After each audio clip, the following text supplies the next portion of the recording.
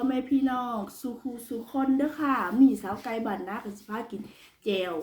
จวกุ้งเด้อค่ะใส่มะกอกพี่น้องแซ่บๆในกันเด้ออันนี้ผักกาดนี่อันนี้กับผักซี่อันนี้ผักขมิกพี่น้อง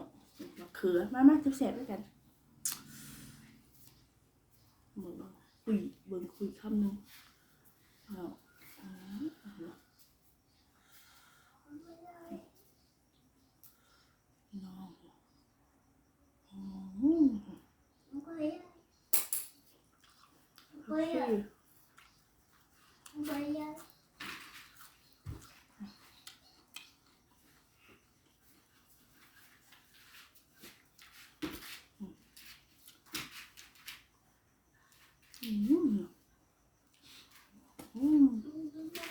ผักกาด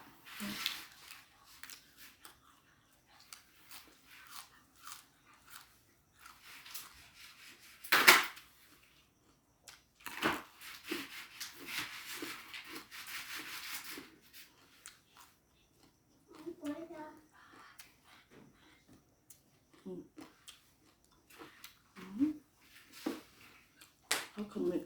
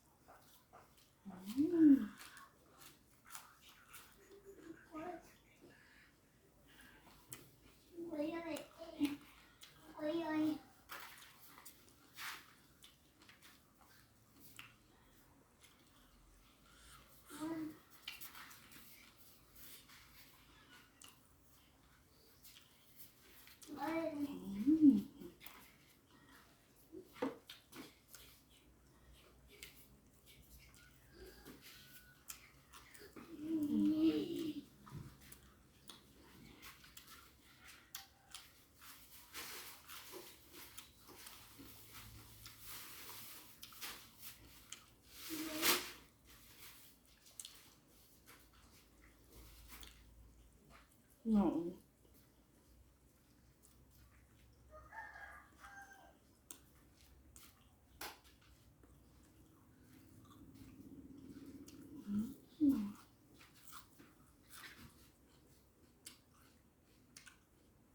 ดูหนอง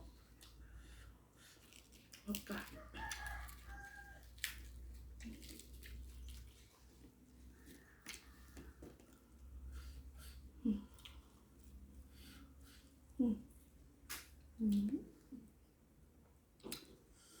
คำยังไงล่ะพี่น้องมึง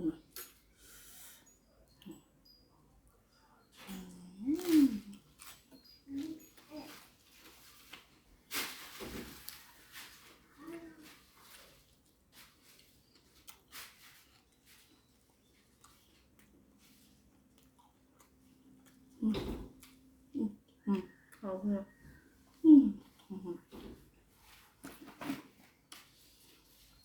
ถ้าคอมเมนต์อีกบูไป